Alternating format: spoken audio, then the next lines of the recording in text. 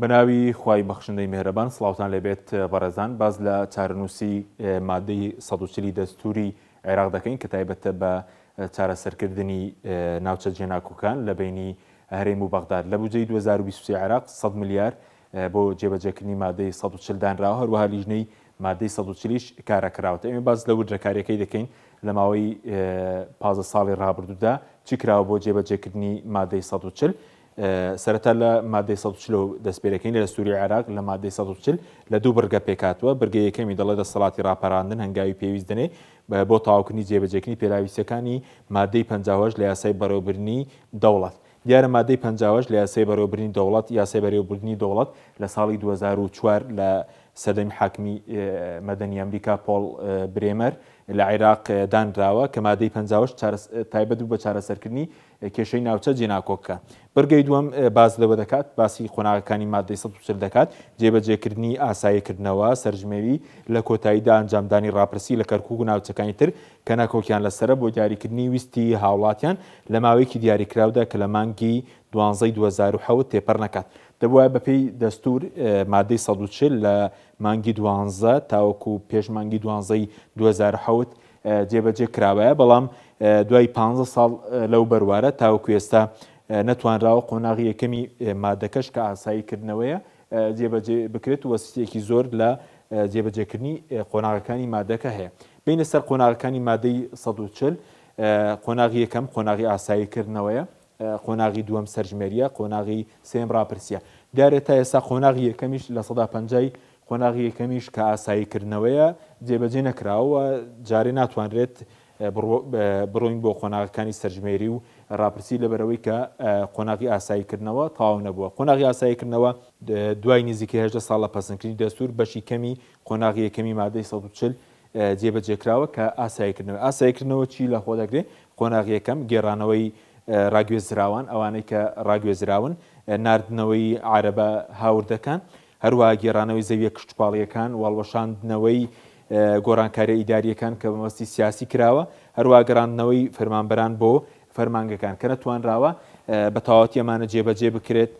دیارە بەپێی بڕیارەکانی لیژنەی مادە 140 ئەوەی کە ڕاگوێزراوە دەیە بگەڕێنرێتەوە بۆ ناوچەکەی خۆی بە پارچە زەویەک قەرەبوو دەکرێتەوە 10 میلیۆن دینار، بەڵام بۆ عارەبە هاوردەکان بە پارچە زەویەک قەرەبوو دەکرێتەوە لەو شوێنەی کە لێوە هاتووە، هەروەها بڕی 20 میلیۆن دیناریش وەکو قەرەبوو پێدەدرێت، بەڵام تاکو ئێستا نەتوانداوە بە تاوەتیەوەی ڕاگوێزراون بگەڕێنەوە عارەبە هاوردەکانیش بنێرێنەوە بۆ ناوچەکانی خۆیان تەنها هەندێک لەوانەی کە قەرەبۆکەشیان وەرگتۆ باز لەوە دەکەێت کە نەگەڕاونەتەوە ناوچەکانی خۆیان بە هەمان شێوە گەڕانەوەی فەرمانبەران بۆ فەرمانکردنەوەی کە بە زۆر لادراون لە کەرتی تایبەت و لە حکومی لە سەردەمی بەعس نەتوانراوەش بە تەواوەتی دێبەجێ بکرێت و گۆڕانکاریە ئیداریەکان کە کۆمەڵی گۆڕانکاری ئیداری کراون بۆ نمونە قەزایەکی وەکو دووس خورمات و پێش لەسەر کەرکووک بووە بەڵام بە بڕیاری بەعس خراوەتە سەر پارێزگای سەلاحەدین.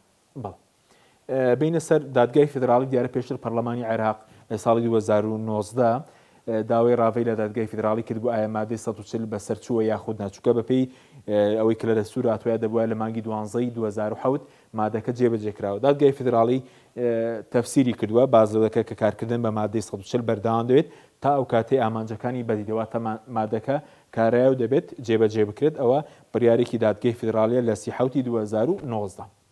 بەڵێ بینە سەر سنووری مادەی 140 کوێ دەگرێتەوە؟ دیارە ناوچەکانی مادەی 140 کە ناوچەی کوردستانین، بەڵام سەرکردایەتی کوردە 2023 ڕازی بوون بەو ناوچانە بکرێن ناوچەی جێناکۆک لە سەدا پەنجاویەکی خاکی باشووری کوردستان پێکدێنن.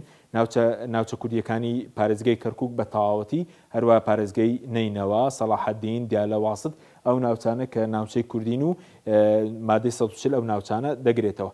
دیارە بەعس لەو کارانی کە کردوویەتی مادەی 140 شموری دەکا لە حەڤدەی حوتی 1968ەوە تاوەکو 4 2023 هەر کارێک کە بەعس کردبیەتی لە ڕاگواستن، نیشتەجێکردنی عارەبی هاوردە، داگیرکردنی مڵک و ماڵ و زەویە کشتتوپاڵیەکان و دەرکردنی فەرمانبەران هەموو ئەوانە دەگرێتەوە دەبێت بەپێی دەستور ئەمانە ئاسایی بکرێنەوە.